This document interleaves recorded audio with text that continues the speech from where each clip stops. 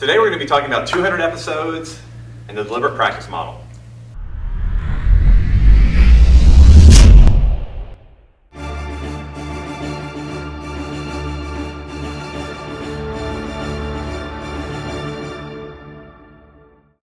Last week we actually published our 200th video blog on the ZL website, and so we decided to do a little celebration. It's not really a celebration, it's just if you ever pay attention, you see the numbers creeping up. It's been a very interesting process over the last 4 years to be doing a video at least every week for you on top of all the other stuff that we do.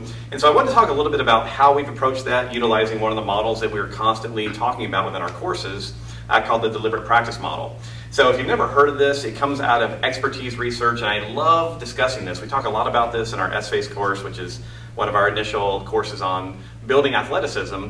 But realistically, this model, this whole idea that you get better at things by practicing in a very specific way, it really is how life works. If you think about back in school, if you ever had to take a class on typing, you know that you had to actually learn where the keys are. You have to learn to type without looking at it, all those different things. So the type of practice that you did actually ended in the result that you currently have. So thinking about putting these blogs together and all that we've learned over the course of 4 years, I thought this was a really appropriate topic to go through with you quickly.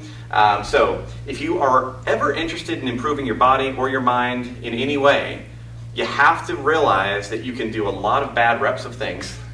And if you do a lot of bad reps at things, you're going to get really good at doing the wrong thing. So our goal is always to say, hey client that we're working with, or hey Eric, if I'm working on myself, when you practice, make sure you're practicing the right way. And if you look at really, really expert performers around the world, there's something unique in the way that they approach practicing as opposed to everyone else, and it actually is delineated in these guidelines. So number one, every time an elite performer goes to practice, as much as possible, they practice with an explicit goal of getting much better. When we do these blogs, although sometimes they're silly and we do all kind of crazy stuff, we have really worked over time to refine how we do them, how we provide the message, how we simplify all the stuff that we talk about into a usable format that fits somewhere between 4 and 7 minutes. That was way more challenging for me than I ever realized it would be. So that is one of our explicit goals. Number two, stay in the moment and be present. This, another amazing thing about you see in working with expert performers, is they try not to bring too much of the past with them, past failures, past successes, and they try to stay in the moment where they're at. Because one of the things that happens when you're practicing, the more self-involved you get, the more you start thinking about how you're performing in the moment, often the worse you perform. And so again, this is something I've had to learn in doing these blogs. It's kind of silly again to say, but I've had to learn to actually look through the camera and go, I'm talking to a real person as opposed to just looking at a lens. And being present, recognizing that I'm going to make mistakes, but the point is not to dwell on the mistake. The point is to move forward and convey the message. Number three, get as much feedback as possible. Thankfully, we have over 10,000 subscribers on our YouTube channel and probably 50 or 60,000 people around the world in addition that watch the blog on a weekly basis, so I get a lot of feedback. Thank you when you do send feedback. Most of it's super positive, but occasionally we'll get good constructive criticisms about, hey, you chose the wrong shirt color. That was the most recent one that I received, and I appreciated that. It said, you're trying to show me a movement, I can't see it because you're wearing the wrong color. Excellent. Notice the bright blue. So whenever you're working on getting better at something, get feedback, but be certain that the feedback that you receive is from a trustworthy source. That's also really crucial because lots of people have opinions. It doesn't make them valuable. So ensure that the feedback is from a valuable, trusted source. Number four, continually build mental models of your situation. This is one of the more weird ones, but just recognize that if you want to be an expert performer in any field, you need to study that field. You need to see who's the best in that field. What do they do? How do they present themselves? How do they speak? How do they move? How do they practice? So in this particular setting, I'm again talking about celebrating our 200th blog. I watch a lot of other people's blogs. I try and notice the people who are excellent at every little thing, how they articulate words, how they structure phrases to really make an impact on me, and I've tried to emulate that over time. So I've been taught by many, many people that I will never meet, which is the wonder of the internet sometimes. And then finally, do steps 1 through 4 regularly, okay, not sporadically. This to me is probably the end true lesson of everything that we teach in Z-Health, which is it is very, very difficult to become excellent at anything when you do it once a year or when you practice it 30 minutes once a week. When you look at people who have a deep passion for becoming good at something, it drives them every day. They work at it, they think about it.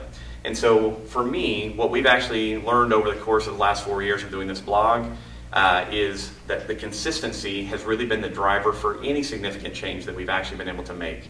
And that requires a lot of work. It requires habit change. And within our team environment, it's not just my habits. It's Shannon, who's always here, always smiling, always making it easy for me to talk to this camera. It's Rick, who writes the material that allows us to get it out to you. John, who then takes care of all the back-end computer stuff that I couldn't possibly figure out. And so within our environment, it's been deliberate practice, not for just me, but for all of us. And so when you, again, think about your own life, think about the stuff that you want to be great at, remember that the more frequently you can remind your brain that it is important to you, the better the opportunity to change. So guys, thank you so much for watching whatever few episodes you've watched, or if you've watched all of them. I'm looking forward to doing 200 or 2,000 more for you, because ultimately what we're always trying to do with these blogs is improve your life in a very simple, fast, and hopefully fun way. So thanks for being a part of it. If you have any questions or particularly any feedback, please send that on and we'll take a look at it. Otherwise, have a great week and I'll talk to you soon.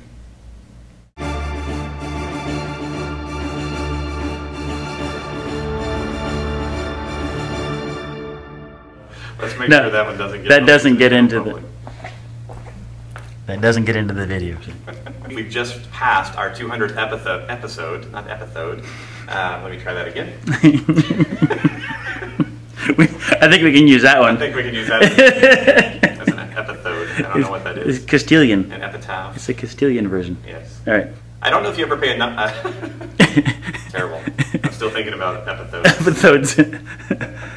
23rd episode. All right, last one. Here we go.